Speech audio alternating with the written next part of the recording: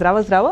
Јас сум Марија Митева и сум авторка на романот Највисокото дно, кој што всушност представува избирка раскази. И овој роман или збирка раскази можете да почнете да го читате од средина, можете да почнете да го читате од крајот или од почетокот, како и да е, треба да представува една целина и се надевам ќе има логика, било како. Инаку по професија сум професор по македонски јазик со општа и компаративна книжевност. Да, знам, тоа малку страшно звучи. Здраво, јас сум Марија Ангеловска и ја имам издадено збирката Глава што лепти во 2021 година, за која што ја добив наградата Новита. Инаку живеам и работам во Скопје, имам дипломирана на катедрата по англиски јазик и книжевност на Филолошкиот факултет Блаже Коневски. Имам предавано англиски, преведувано, повремено и толкува, а сега работам за една странска компанија. Јас сум Димитар Демовски и сум автор на збирката Раскази, неми филмови во издание на Илиели. Хај, јас сум Нона Марковска или Ивона Марковска, имам 19 години и сум автор. Имам досега објавено 3 книги, Пронаоѓање, Аурора и Големата лагерните вистини. Моментално живеам во Ljubljana, Словенија, а сум потекло од Битола, Македонија.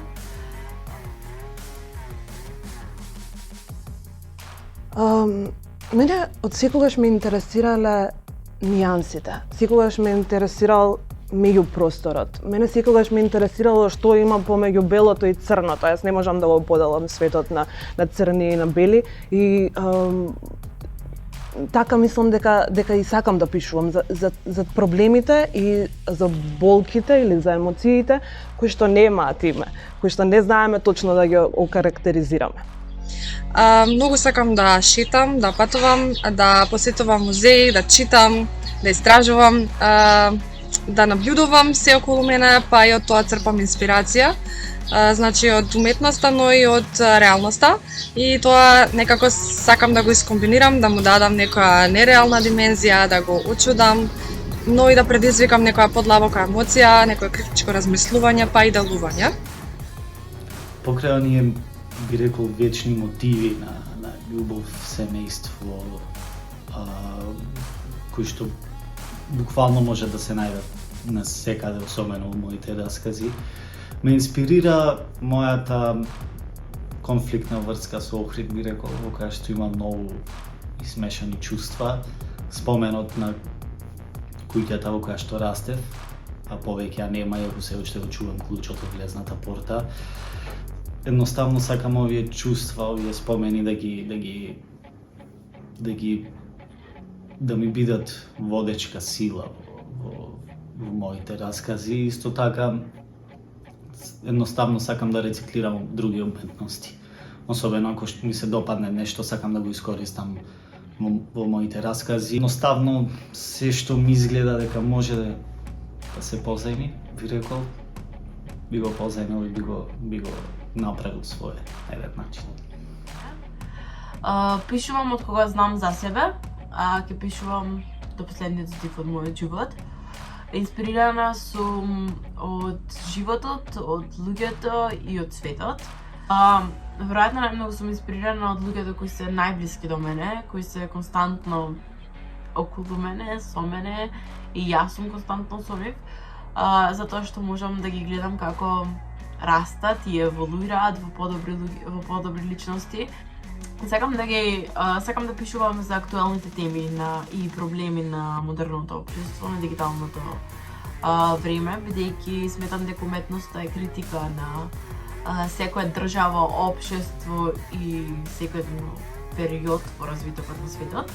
И како уметници сите ние треба да допринесеме општеството и ние како луѓе се менуваме во подобри суштества и да поттикнуваме подобри промени, бидејќи доколку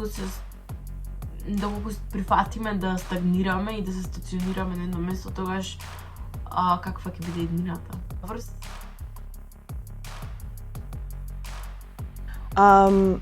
Кои автори ме влијаеле?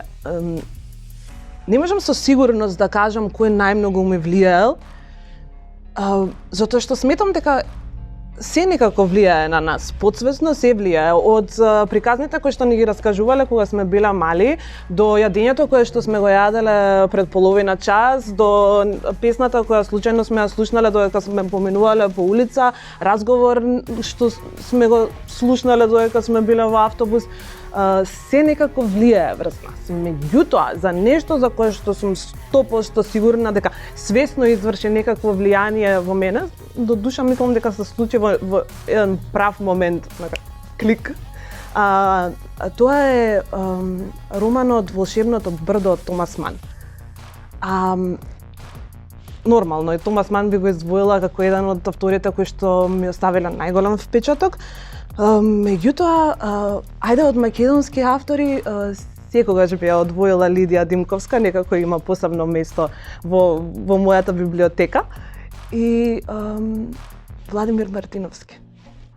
Не можам да кажам кои романи ми се омилени или кои дела ми се омилени, затоа што сметам дека некако сензибилитетот и интересите ни се менуваат од време на време и така растеме и така созреваме. Меѓутоа, можам да ви кажам кои ми се делата кои што последни ги прочитав.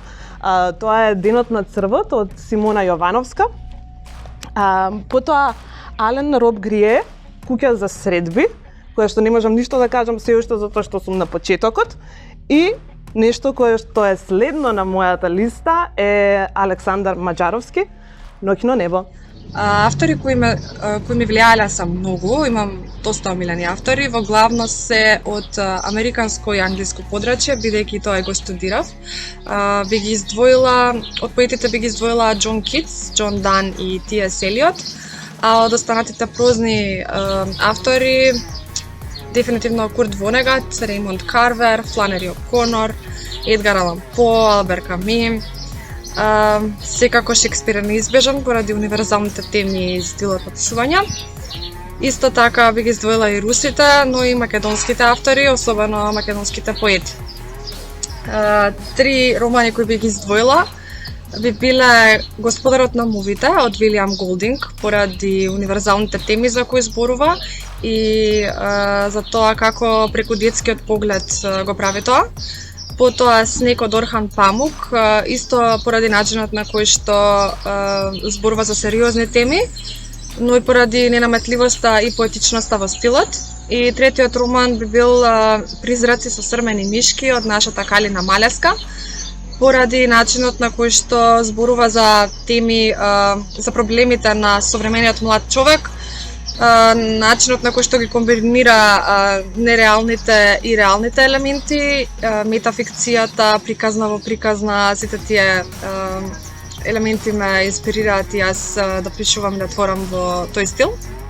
Би издвоил неколку од авторите кои најмногу ми влијаеле, би ги споменал Умберто Еко, Франц Кафка, Кундера, Орхан Памук, Бретон, секако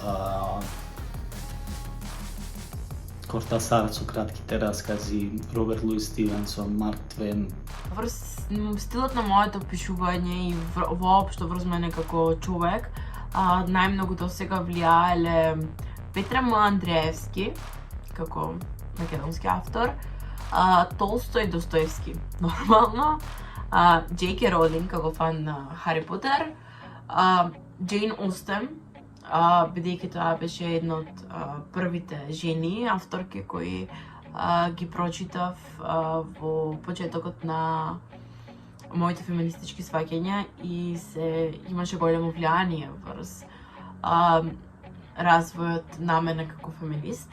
Би рекла дека мои омилени романи се Ателието на Монмартар од Олга. Тоа е македонска авторка, мислам дека не е ни толку многу познат нејзиниот роман.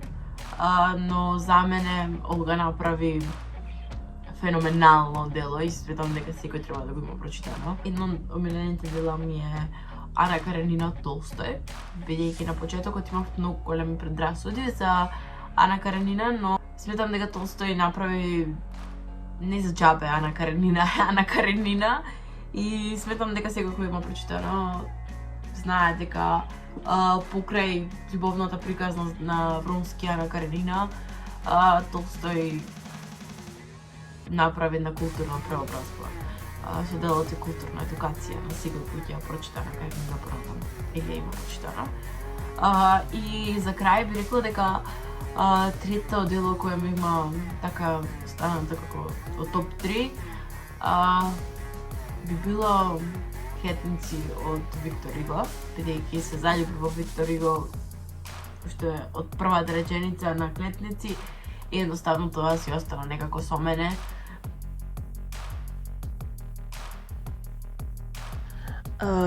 И од него излезе продавачот на бели гулаби и на бели лалиња, кој што своите бели гулаби ги чуваше затворени во кафес и од време на време одеше и ги нудеше на луѓето, дури да им ги подари. Не сакаше секогаш да ги продава, сакаше да ги подари. Се обидуваше да подари бели лалиња, се обидуваше да ги подари своите бели гулаби, да ги отвори вратите и да ги пушти гулабите. Меѓутоа, луѓето беа заинтересирани само за црни чизми. Денеска, еве го повторно излегува од црвениот автомобил, гулабите ги нема. И нема ни белите цвеќиња. Што ли значи тоа? Долу пред хотелот застана црвен автомобил и од него излезе голема поларна мечка со своето семејство. Се најавија на рецепција, пошто сите влегоа во својата соба со базен и фонтани. Откако се одморија, отидоа на вечера на покривот, од каде што се гледаше целиот град и околните глечери. Нивното топење создаваше звук на глад и носталгија. Иако имаа се што сакаа во хотелот, сепак мечките не беа задоволни. За некоја време ќе мораа да го напуштат во потрага по ново место. Фамилијата Мечки замислено го следеше вечерниот танц на птиците, кои што со непредвидливи движења паѓаа и се сервираа на празните чинии. Долу пред хотелот застана црвен автомобил и од него излезе роднината на Марлен Дитрих. Беше облечена во фустан скроен од мапата на светот. Рецепционерот ја замоли да се представи. Јас сум роднината на Марлен Дитрих, актерката, но веќе немам име и не се сеќавам на ништо од својот живот, освен секако на името на мојата роднина, кое што не е веќе мое. И како што го следеше рецепционерот до незината соба, од фустанот на роднината на Марлен Дитрих се приливаа и спојуваа сите океани и континенти. Доколку пред хотелот застане црвен автомобил и од него излезе млада жена облечена во кратко здолниште и има татуажа на десната рана. Бидејќи е ноќе, вечер, малце ладно, сите средновечни мажи во близина ќе се завртат, бидејќи сакаат да погледнат, сакаат да пијат, што е можно повеќе од долгите нозе на жената, од незината фигура и воопшто незиното присуство на улицата. И иако периодот од хотелот, од автомобилот до хотелот е многу мал, но во просторот ќе се сети напнатоста која се шири помеѓу мажите и жената, бидејќи тие ќе сакаат да нападнат, ќе сакаат да ја допрат на различен начин на тоа што би требало да допрат двајца страни. Поддршка. На македонската книжевна сцена и недостасува поддршка и недостасува малку повеќе да се дружи со другите уметности. Можеби и токму тоа би сакала да го постигнам, некако да ги здружам уметностите, да ја здружам книжевноста со другите уметности, а тоа мислам дека е наједноставно да се направи преку не би сакала да кажам едноставно, сакам да кажам дека би било најинтересно да се направи преку еден вид на експеримент. Така што би рекла, ајде малку повеќе да си играме. На нашата македонска сцена и фали поддршка и фали критика. Поддршка во смисла на тоа авторите да се читаат меѓусебно, да се поддржуваат така што ќе одат на промоции, ќе организираат настани, читања, гостувања во емисии и слично. А критика позитивна, но секако и негативна, конструктивна критика со цел да се оди во подобра насока. Сметам дека постарите генерации, постарите автори се извонредни и треба многу да учиме од нив, но сепак и да се трудиме да направиме нешто ново, нешто посвежо, нешто посовремено. Децентрализација на книжевната сцена и поголема пристапност. Интересни начини, модерни би рекол, начини на презентирање на книжевната сцена, како што се подкасти, блогови, емисии, налик на овој. Сакам жанровски приказни, сакам кога некој писател или раскажувач ме забавува. Едноставно се прашувам дали јас би се пробал во некој таков жанровски правец. Лично сакам да чувствувам дека пишувањето е товар што морам да го носам сега откако стигнав до тука. И мислам дека само на тој начин би можел да му се спротиставам на секојдневието што ми нуди се помалку можности и простор за креативно да се изразувам или размислувам, или сепак сакам да мислам дека ми нуди се помалку простора, не дека тоа е резултат на мојата неангажираност и пасивност, затоа што мислам дека писателот треба да биде активен цело време, треба да чита, треба да пишува. Рекла дека му фали на македонската сцена агресивна публика, агресивни читатели. Бидејќи се додека имаме пасивна публика која само купува книги, ќе ја прочита и можеби никогаш нема да му се обрати на авторот на делото, нема да имаме соодветна критика. Нас ни фалат и воопшто критичари кои ќе се занимаваат со постојана критика на новите дела. Ние имаме постојано нови автори издадени од македонски издавачки куќи и потоа слушаме само во секундата кога ќе се објавува делото, ако е добро промовирано од страна на издавачот. Доколку не е добро промовирано од страна на издавачот, никој нема да знае дека книгата постои, освен ако има издадено влијателна личност во општеството. Второ нешто кога што фали на македонската издавачка сцена е веројатно млада публика, млади читатели, затоа што барем јас како човек кој има 19 години, кој објавил 3 книги до сега, сум свесна дека луѓето, односно моите врсници за почеток, не се читатели. Што сакам јас да постигнам со моето пишување? Би рекла дека сакам да го променам светот. Сакам да го направам светот подобро место за живење. Сакам да успеам да допрам до секој човек. Сакам да му бидам балонот кој ќе ги штити од суровоста на светот.